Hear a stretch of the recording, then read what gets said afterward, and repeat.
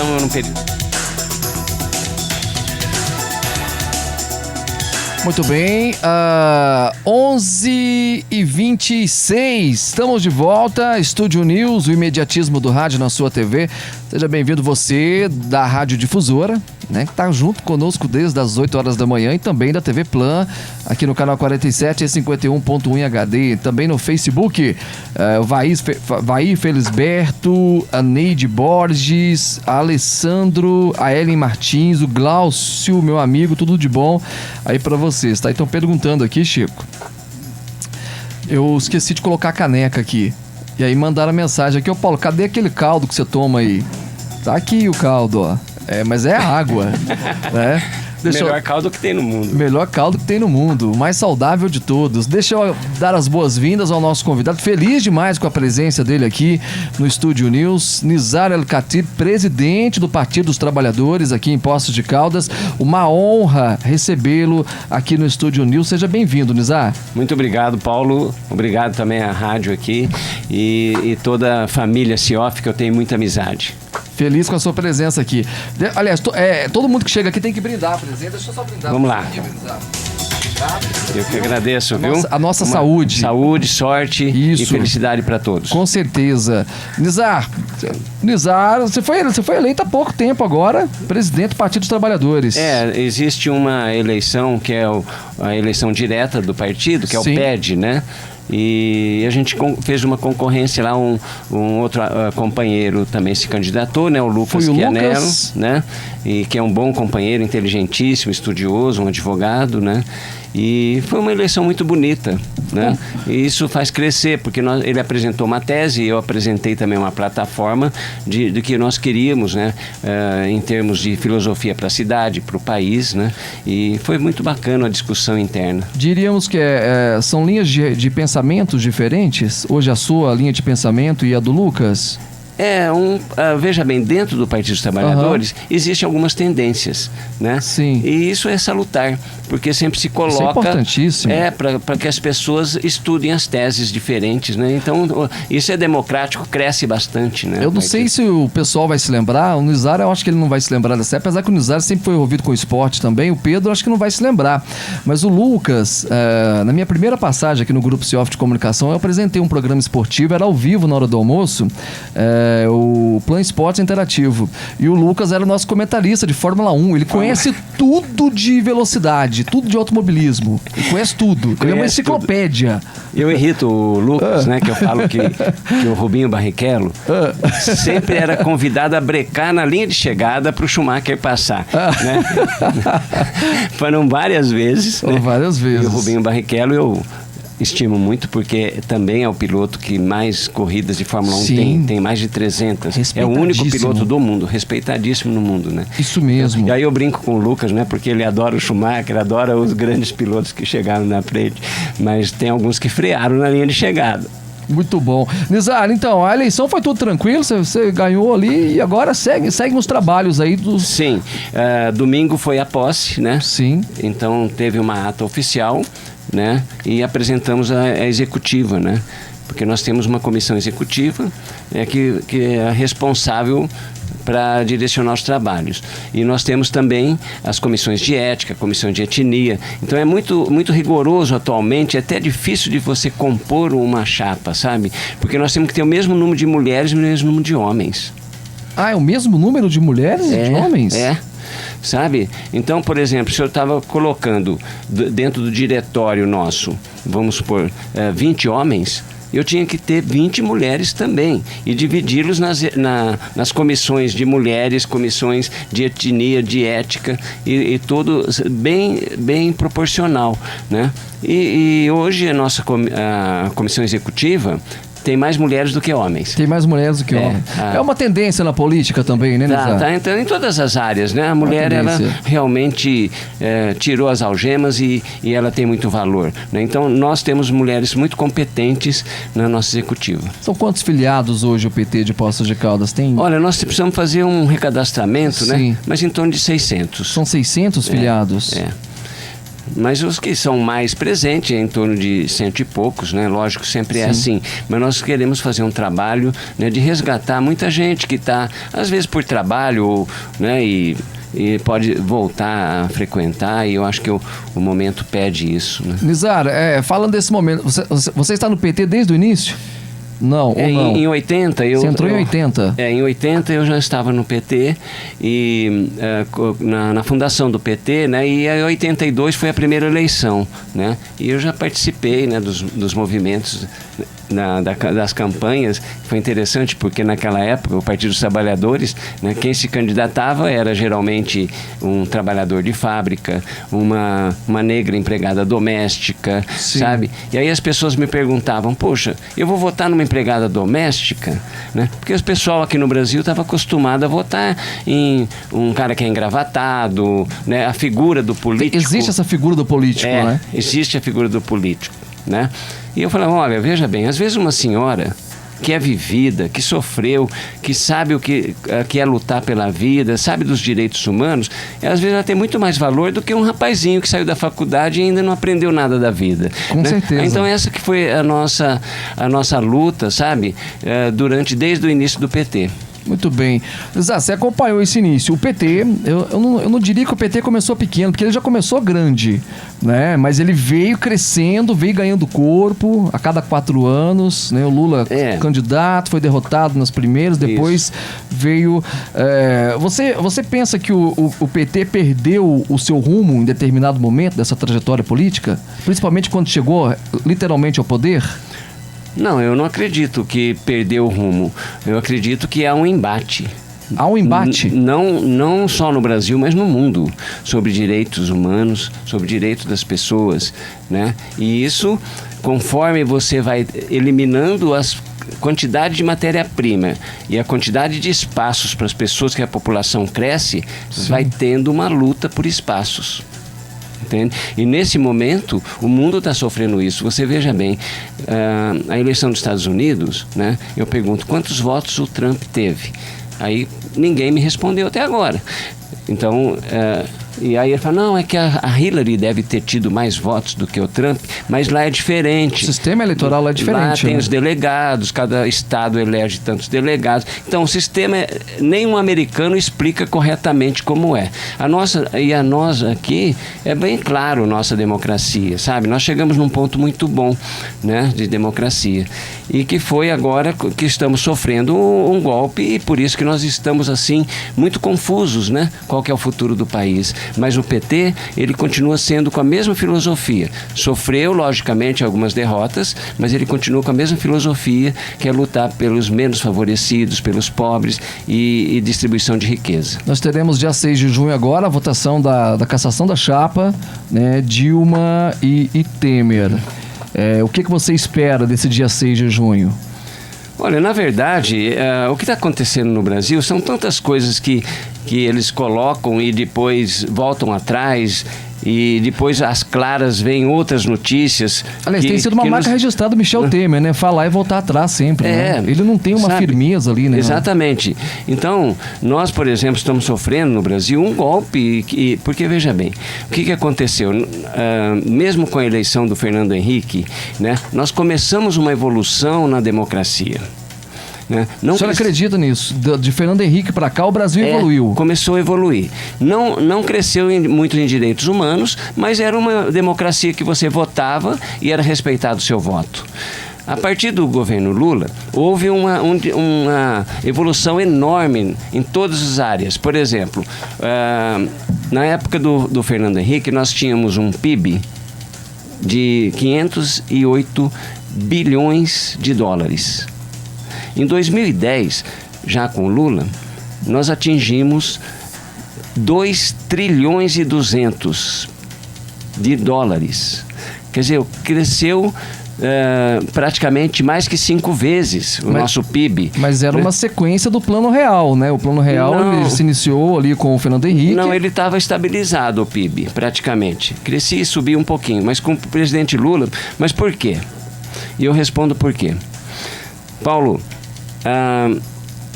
desde quando eu fiz faculdade em Campinas, a PUC, fiz administração e depois comecei a trabalhar na Bosch e tudo, e a gente analisava muito essa questão, que era o seguinte: nós estamos numa dívida impagável para o FMI. Não era assim? Sim. A dívida não é simplesmente de alguns anos, é eterna, eles falavam. Porque só os juros... Na época.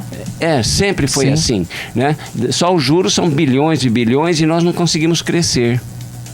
Era assim. E isso é a realidade.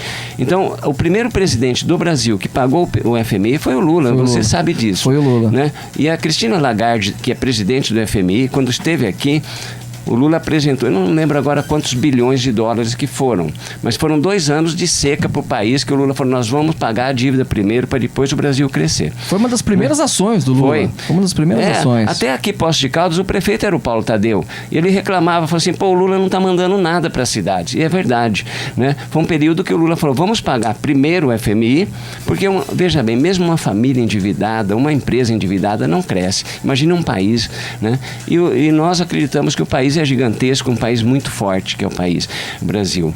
Então, o que aconteceu? A Cristina Lagarde veio, o Lula pagou e falou assim: olha, infelizmente, você vai ouvir umas coisas que você não sabia, mas nós tínhamos a bandeira do Partido dos Trabalhadores, era fora FMI, você lembra disso? Né? Então, por favor, nunca mais apareça aqui. E hoje o Brasil é credor da FMI. Hoje o Brasil tem reserva de mais de 400 bilhões de dólares e ainda é credor da FMI. Então, o que proporcionou isso? Proporcionou ao Brasil ser a 7ª economia do mundo, esse crescimento, Sim. que o Brasil sempre estava ali, né, na 10ª, 14ª. E aí o Lula teve condições, Paulo, de fazer o quê? Fazer os programas sociais. Porque ele colocou o Meirelles, né? Porque o Meirelles conhece economia, mas ele conhece economia de uma forma diferente. Só que o Lula falou assim: nós vamos aplicar uma economia, corrigir o que estava errado, mas as nossas reservas vão ser para distribuição de riqueza, através de programas sociais. O que é? Aumentar o salário mínimo, que nunca chegava em $100. Desde quando eu estava na faculdade, a discussão é essa, que o Paraguai já tinha Sim. mais que $100, a Argentina, e o Brasil estava com $80 na época que o Lula pegou. Né? E só para você ter ver, a cesta básica, quando o Lula foi eleito, né, em 2002, era $85. E o salário mínimo era $80. Quer dizer, menos que uma cesta básica. Hoje, né, já está em $300, né? E a cesta básica ela aumentou para $100. Então, o cidadão perdeu o poder de compra demais, né? Hoje nós praticamente não temos poder de compra mais. Né? Não, mas cresceu na época do Lula muito. Sim, né? Cresceu, mas hoje já voltou. Hoje é por causa dessa situação financeira que nós estamos tendo. Né? Então, o que aconteceu? Com o pagamento do FMI, nós tivemos os programas sociais como o Bolsa Família, né? A Minha Casa Minha Vida, que milhões de brasileiros que jamais teriam condições de comprar uma casa, hoje já tem a sua casa, né? Temos o ProUni, que jamais uma família pobre, eu sei porque eu trabalhei 30 anos dentro de indústria, Paulo, o orgulho do peão de fábrica era que o filho dele também fosse peão de fábrica, que ele já garantiria uma renda. Hoje, um peão de fábrica, ele tem um orgulho que o filho dele está na faculdade. Não é? Ele quer ver o filho estudando. Mas não tinha essa oportunidade. Sabe quanto custa um curso de medicina por mês? É alto. O de valor 6 é a 8 alto. mil. 6 a 8 mil reais. Não é? Isso mesmo. Isso jamais uma família de negros poderia ter um filho numa faculdade de medicina. Hoje nós temos. Então, o que aconteceu, o processo que aconteceu no país, né, com o governo Lula, foi um processo de ascensão social. Aí o que aconteceu no mundo? Né? Eu vou até dizer algumas coisas que são importantes relembrar. Em 2007, o Lula foi chamado para um prêmio mundial na Índia, que é o Prêmio Nehru. O Prêmio Nehru, só 3 pessoas que tinham ganhado. Era o Nelson Mandela, a Madre Teresa de Calcutá e a Indira Gandhi. O 4ª pessoa a ganhar o prêmio foi o Lula, né? Porque são pessoas que ajudaram o mundo a ser melhor, a ser mais igual, né? E lá quando eles pediram para o Lula fazer o discurso lá na Índia, o Lula começou a explicar da vida dele, né? E aí quando ele falou de pau de arara, que ele veio para cá de Pau de Arara, demorou mais de 10 dias para chegar em São Paulo. Eles perguntaram o que é Pau de Arara, né? Daí ele explicou o que era, e o tradutor da Índia explicou era uma plateia bastante grande, milhares de pessoas. Eles ficaram de pé aplaudindo 10 minutos o Lula, quando eles souberam o que era Pau de Arara, da onde é a origem dele, né, para chegar e ser um presidente transformador. Em 2009, depois da crise mundial, né, o Lula foi chamado em Paris para o Prêmio Félix, que é um prêmio que antecede o Prêmio Nobel da Paz. Todos os países do mundo dão esse prêmio para anteceder o Prêmio Nobel da Paz. Sim. Tá? E a Unesco é que dá. E o presidente da Unesco foi lá em Paris, foi dia 7 de julho de 2009. Tá? E o Lula recebeu esse prêmio, né, que antecedia o Prêmio Nobel da Paz.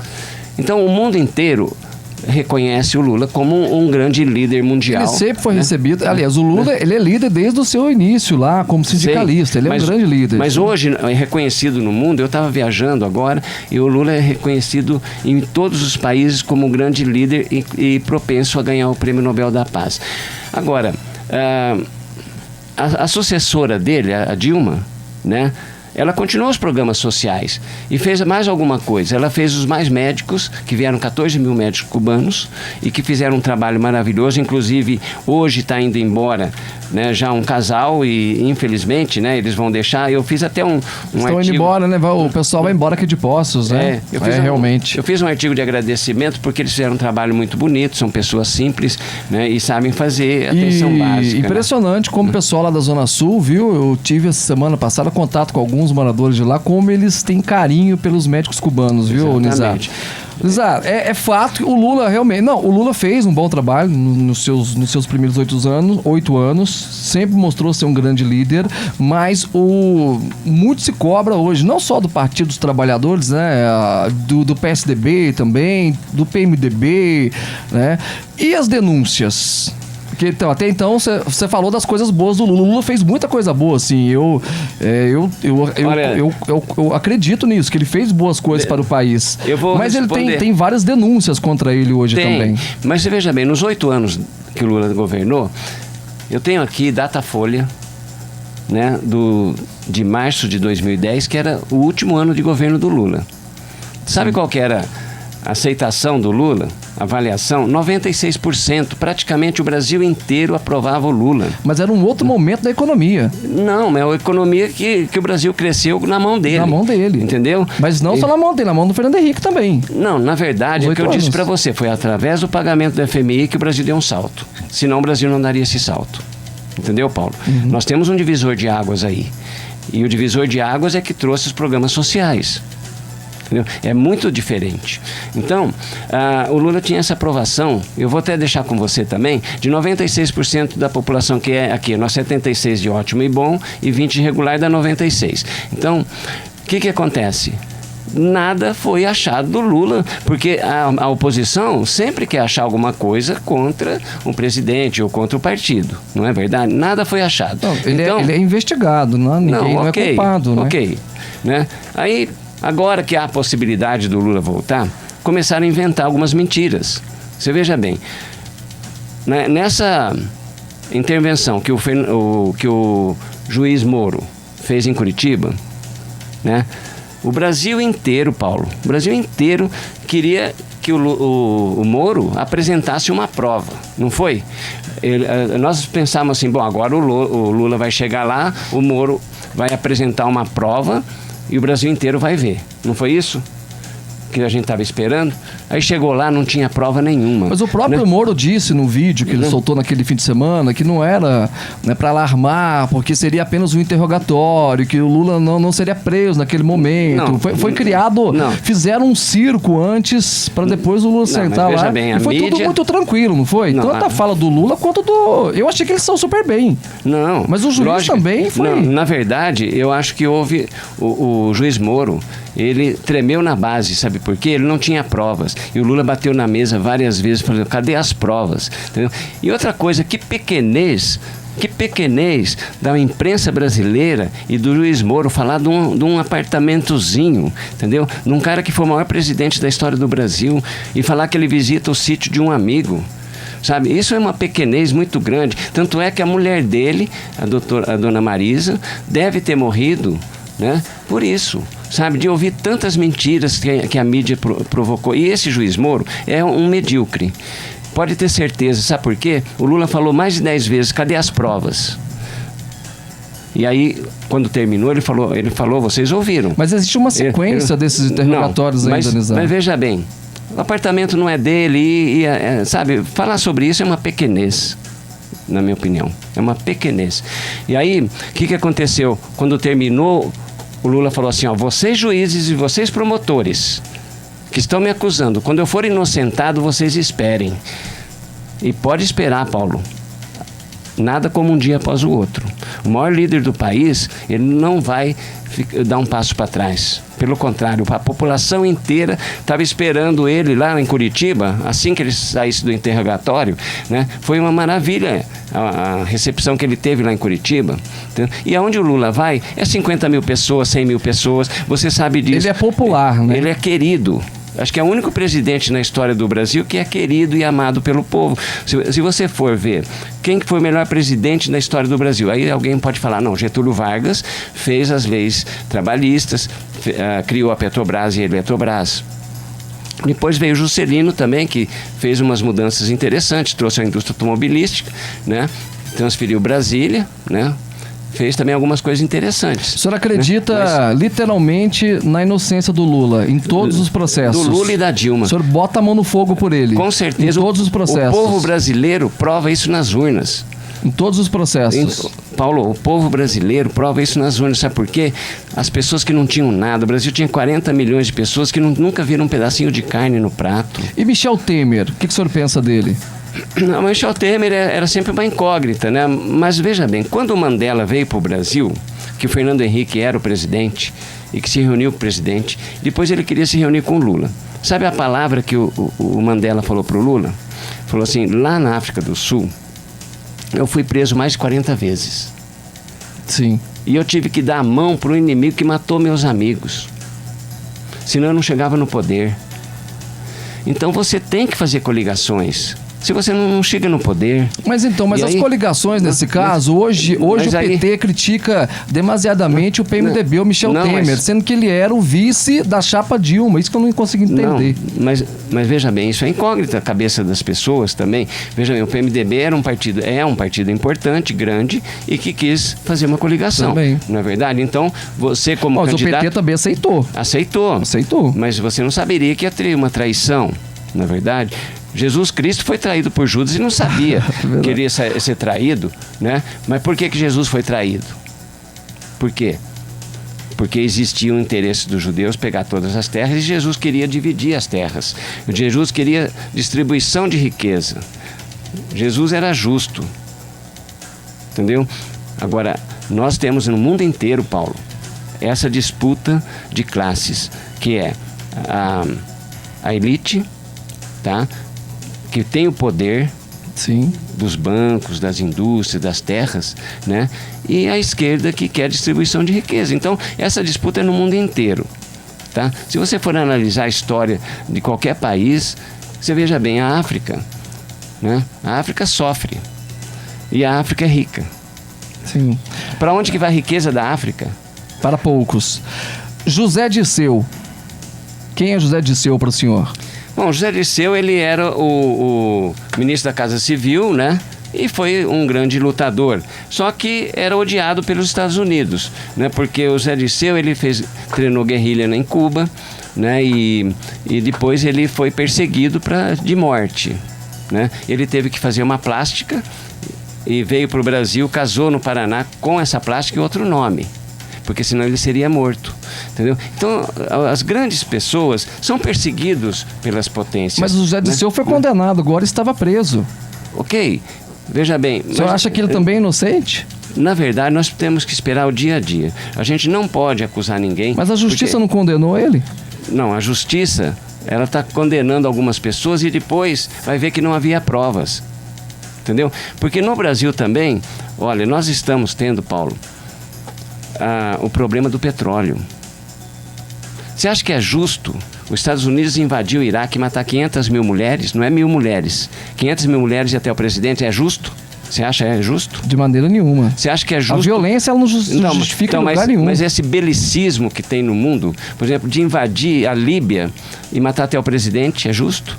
O que está fazendo na Síria, que meus primos que vinham para Poços não estão me comunicando mais, não sei se eles estão vivos. 500 mil pessoas já foram mortas na Síria e mais de 5 milhões fugiram já. Por quê? Damasco, capital da Síria, eu fui algumas vezes para lá.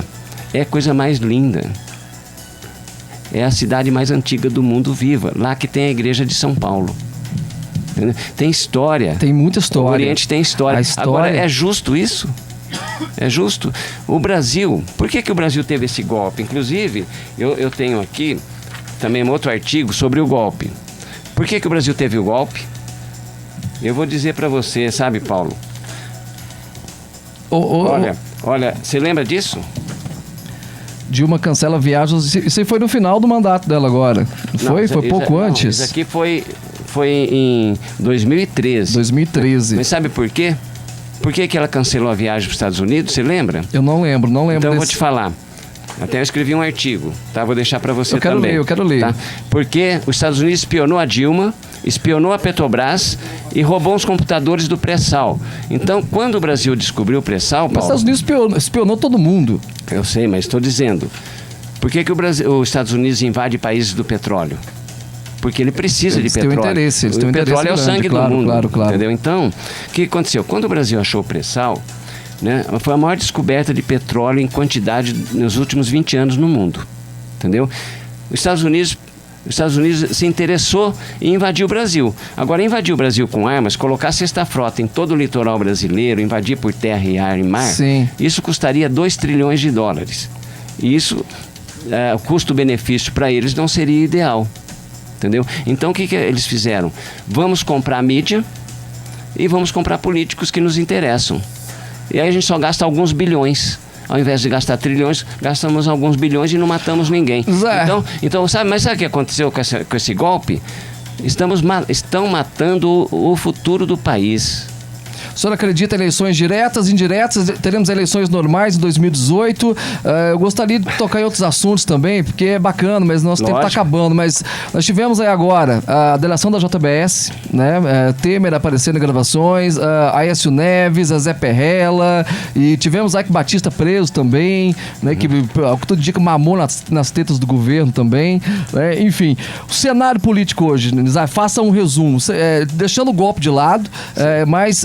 O que você pensa? O que vai acontecer com o Brasil nos próximos tempos? Teremos eleição ano que vem ou a eleição acontece ainda esse ano ainda? Paulo, olha, sinceramente, é uma incógnita. O Brasil está numa fase que a democracia foi derrubada com o golpe. Como que é possível? Como eu perguntei para você e para todos os jornalistas, quantos votos o Trump teve nos Estados Unidos? Aqui nós sabemos, a Dilma teve 54 milhões de votos, foi reeleita. Por que foi reeleita, Paulo?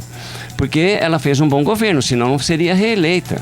Não é verdade? Então, mas a partir da reeleição da Dilma, o que aconteceu? Puseram o Eduardo Cunha na Câmara como presidente, houve um impeachment violento, o mundo inteiro se envergonhou com aquele impeachment dos deputados todos comprados falando a mesma frase, pela minha mulher, meu cachorrinho, impeachment da Dilma, foi uma vergonha. Não, mas o povo, parte do povo não sabe votar, né, Nizar? Não, na verdade... Quem coloca esses deputados lá é o povo. Eles não vão por conta própria. Exatamente. Em deputados, ainda as pessoas precisam aprender mais. Nós temos 513 deputados no Brasil. É verdade. 500 é um número muito alto de deputados. Então, veja bem, a democracia do Brasil, ela sofreu um golpe. Porque 54 milhões foram jogados no lixo, tiraram uma presidenta honesta para colocar um bando de pessoas que estão sendo presas agora. Paulo, esse aí que é o principal. Então, a sua pergunta é super importante, Paulo. Mas eu não sei o que vai acontecer com o país. Hoje você não tem essa perspectiva. Eu não tenho uma perspectiva. O que eu gostaria, logicamente, que esse governo falido, que está aí, você sabe que está falido, sim, ninguém confia mais nesse governo, né, que quer fazer as reformas e acabar com os direitos. Você acredita que essas reformas vão avançar agora? Eu acho que não, porque o povo já foi para a rua, sabe? Eu acho que perder direitos é muito difícil. Então, o que eu vejo que vai acontecer, Paulo, é o seguinte, eu prefiro que aconteça isso, que se prolongue esse governo medíocre, até o ano que vem para ter eleições diretas. Você acha que o Brasil aguentaria mais um ano com o Temer no comando? É difícil, mas eu preferiria que tivessem eleições no ano que é prevista a eleição. A sua ideia dentro da democracia, dentro de tudo... E respeitar o voto. A Constituição, sabe? Essa que é o respeito à democracia, sabe, Paulo?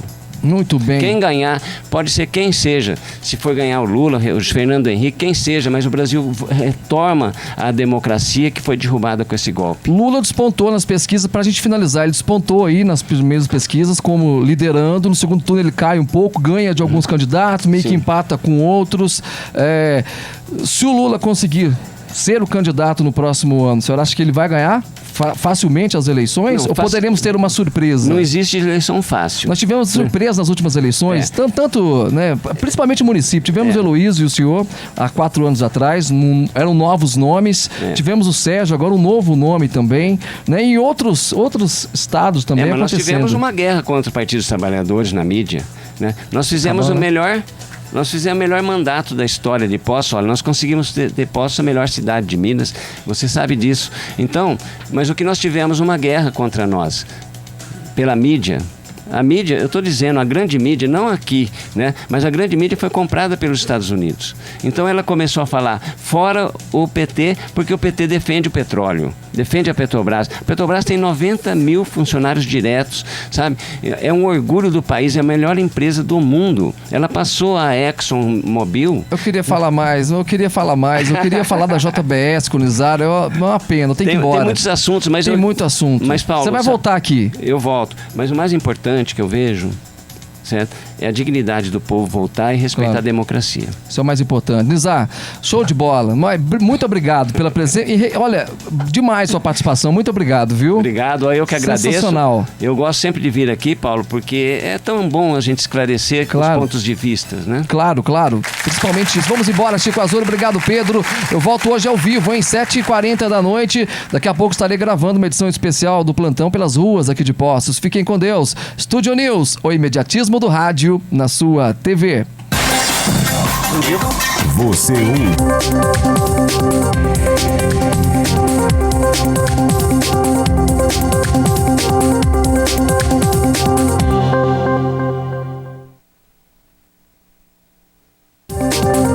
Estúdio News, apoio cultural, Bom Pastor, tranquilidade e segurança para você e sua família. Protex Extintores, nós cuidamos da sua segurança.